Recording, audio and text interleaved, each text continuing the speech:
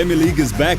The Premier League is back, June the 17th. Premier League will return on June the 17th. That's right, I am so happy. You heard before, the Premier League is returning. I am so happy, finally. I mean, the Bundesliga has been entertaining, but I'm just so happy and excited for the Premier League. And today we're going to be looking over all the situations for all of the teams. And I hope you enjoy it. Please subscribe, like, and hit the bell notifications for this video.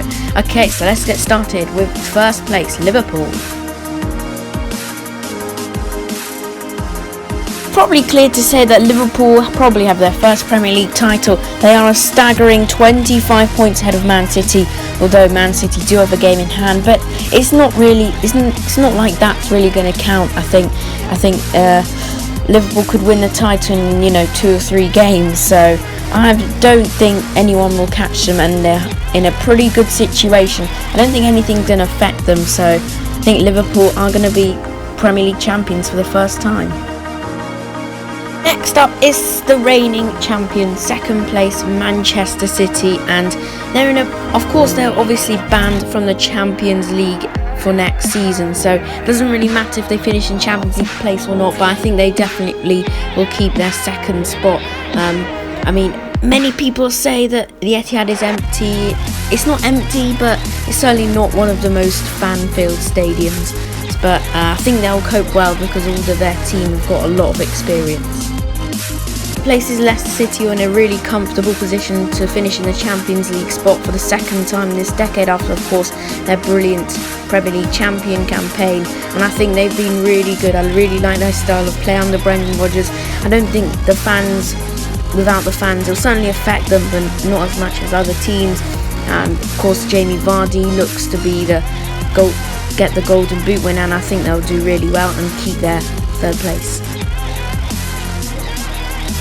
Moving on to fourth place Chelsea, who are in the midst of the fight for the top 4. They are currently in pole position to finish in fourth place, but I'm wondering if their young squad can keep up with no fans to encourage them. I think hopefully for them, older heads like Pedro Willian will obviously help them. Obviously, you know what's happened with Callum Hudson-Odoi, and I wonder how that affects them, but I still think they'll finish in the top 4. On to fifth place Manchester United, who will get a Champions League spot at the moment because of Man City not being in the Champions League, but obviously they've been much improved with Bruno Fernandes, and if Paul Pogba wants to try and play for them, then that'll be an insane midfield combination, and I think they will finish in the top 4 and keep their position. Of course, they've still got Maguire, McTominay, and they've actually been on decent form, so yeah, I'm going to back them. I don't think fans will be that much of a problem, so yeah.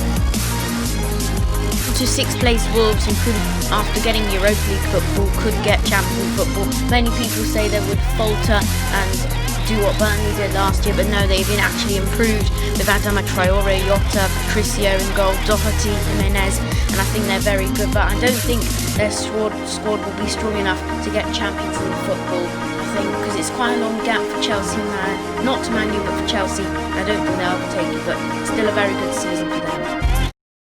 That's probably the surprise package of the season. Sheffield United, 7th place with 43 points. They may as well just get Europa League football, as I think the 7th place position does get it, and I think they've been actually really good this season. The fans have motivated them, and I think they haven't really got that experienced players to cope with these situations, so I think they'll falter, but as a neutral, I hope they get Champions League, European football.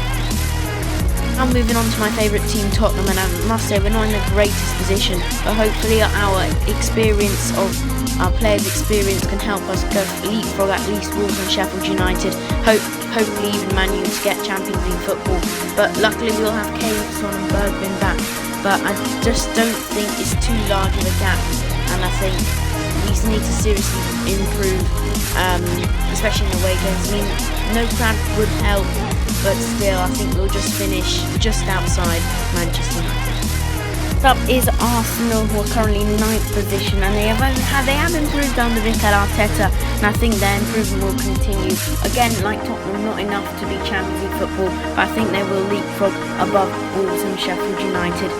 Obviously, they have young talents like Guendouzi, Saka, that hopefully for Arsenal fans will grow, and then Lacazette, who's not been that good this season, but did score the win in Arsenal's last game against West Ham. So hopefully for Arsenal fans, obviously I don't want it, but Lacazette hopefully for them will improve. Up is Burnley, surprisingly still have a chance of qualifying for the Europa League for the second time, and I think they do have strong hard players who know how to play without, fans' environment, so I think they'll do well, but I don't think they'll do well enough. I think they'll keep their top half position, which is still a great achievement for them.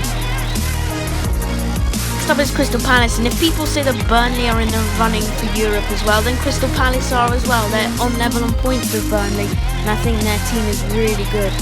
Obviously Zaha has not been great this season. Obviously Townsend has been alright this season, but Roy Hodgson has been a great manager, and he's lifted them to mid-table side from a relegation threatened side. And I think that's really good, but I think they'll just stay mid-table. I don't think their fans would affect them that much.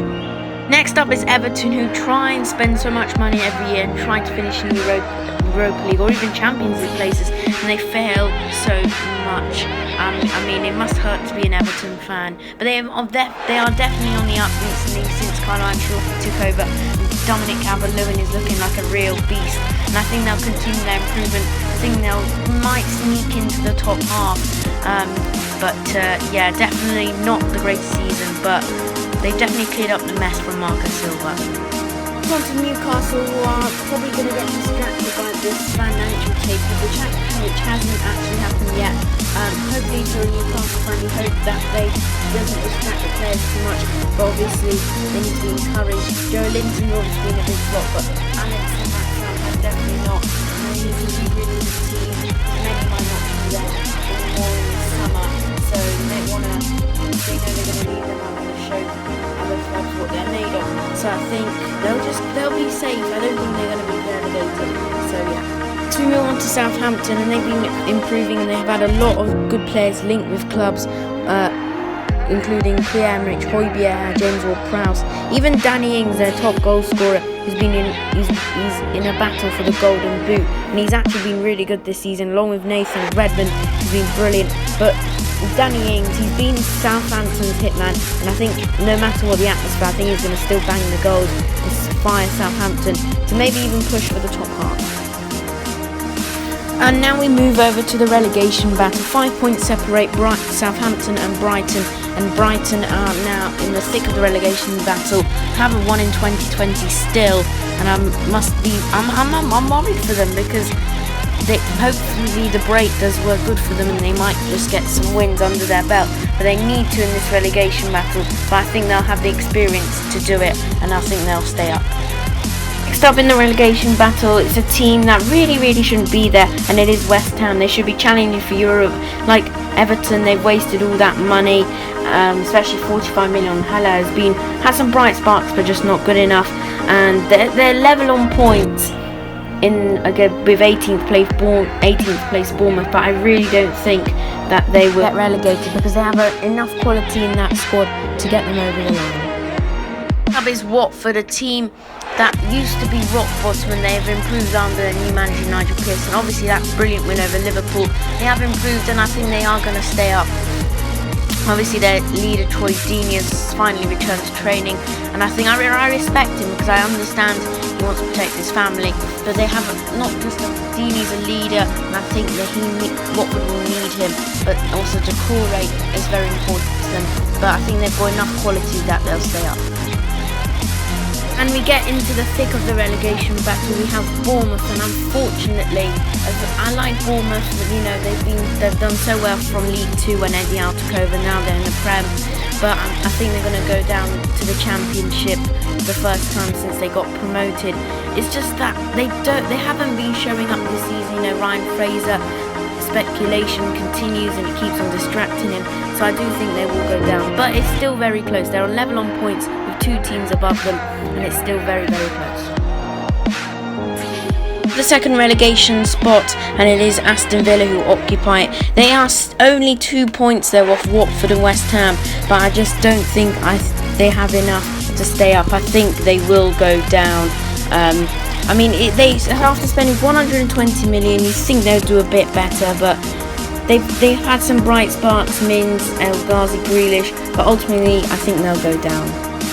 Next up is last place Norwich City, and I do think ultimately they will get relegated. They definitely have to still leave with some really bright sparks with that win over Man City. Todd Cantwell's been brilliant, Timo Pukki's also been great, and also their young fullbacks in Max Aarons and Jamal Lewis. But there's still 6 points between them and Bournemouth and all the other teams, but ultimately, like Aston Villa, I think they'll definitely go down. Brings us to the end of the video. Hope you've enjoyed it, and comment down below who your favourite team is and where do you think your team will finish. And thank you for watching. I'm also going to start a FIFA 20 lockdown challenge, so I'm going to try and do FIFA 20 challenges every single day, as well as loads of football content. Hope you look forward to that, and I'll see you next time. Bye bye.